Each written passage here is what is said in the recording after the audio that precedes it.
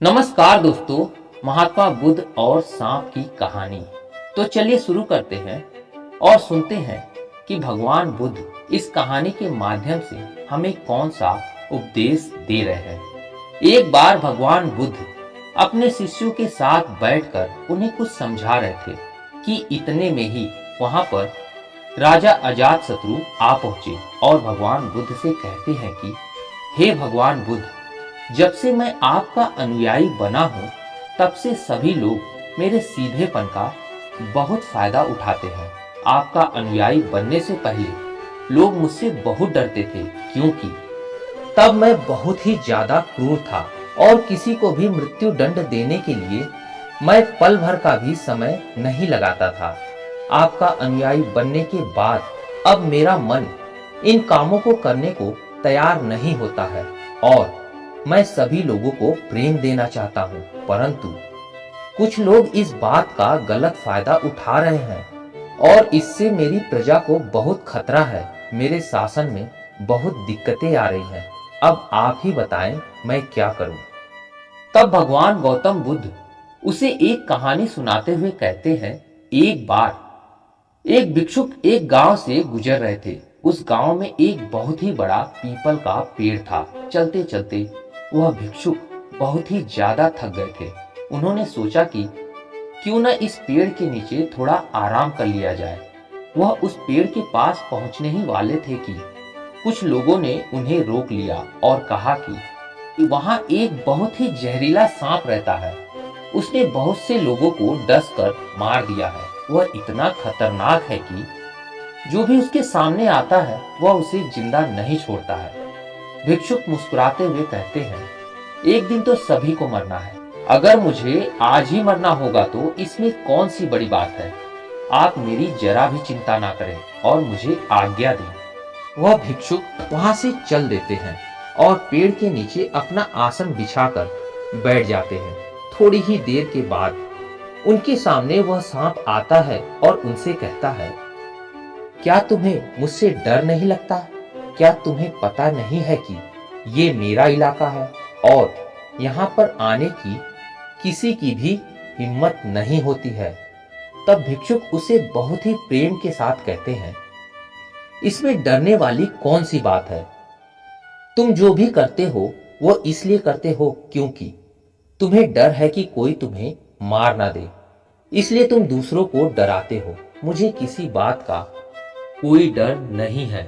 मुझे ना तो मृत्यु का डर है और ना ही जीवन जीने की लालसा है। कोई मुझे नुकसान नहीं पहुंचा सकता, तो फिर मैं क्यों डरूं?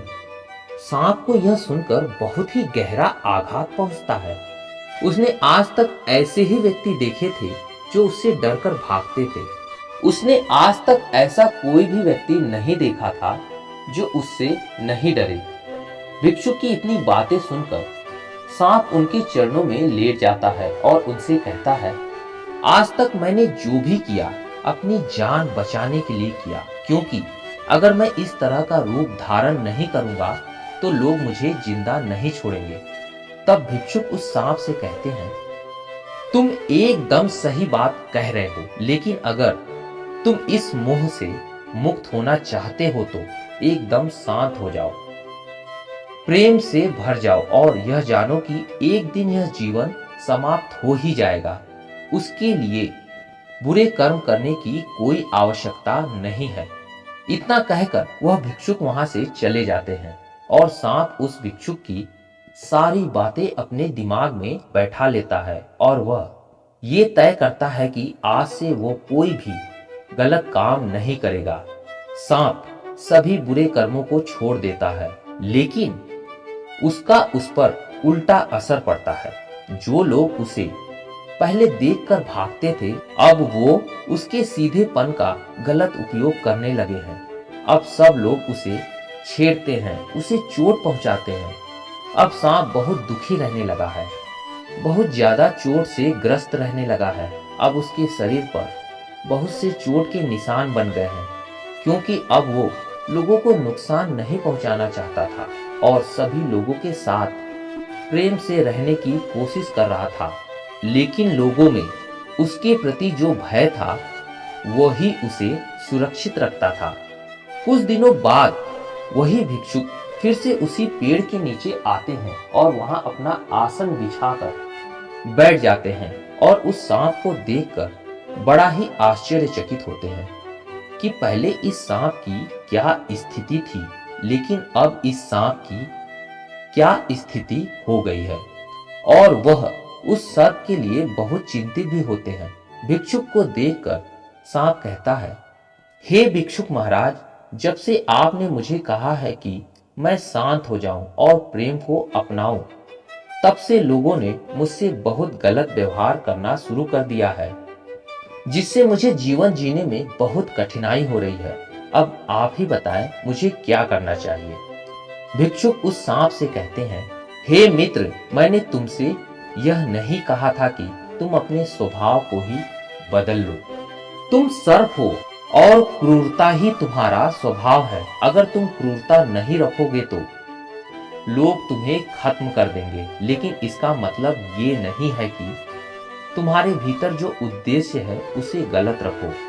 तुम्हें भीतर से अपने आप को सही रखना है और बाहर से खुद को वह दिखाना है जो जरूरी है, क्योंकि सर्प एक जहरीला जीव है और लोगों में उसके लिए भय होना आवश्यक है। अगर लोगों के अंदर तुम्हारे लिए भय नहीं होगा तो लोग तुम्हें हानि पहुंचाएंगे, लेकिन तुम्हें भीतर से अपने आप को सही रखना चाहिए, क्योंकि तुम्हें किसी को नुकसान नहीं पहुंचाना है, केवल अपना भय बनाए रखना है।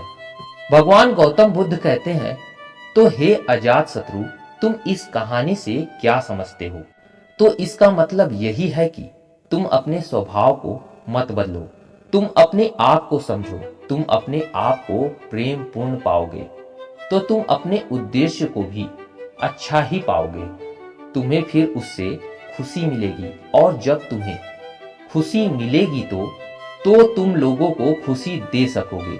और यहाँ इस बात की जरा भी जरूरत नहीं है कि तुम बाहर से लोगों को क्या दिखा रहे हो। जरूरत इस बात की है कि तुम भीतर से अपना उद्देश्य क्या रखते हो। उम्मीद है दोस्तों कहानी आप लोग को पसंद आई हो तो लाइक और सब्सक्राइब जरूर कीजिएगा। मिलते हैं अगली कहानी में, तब तक के लिए धन्यवाद।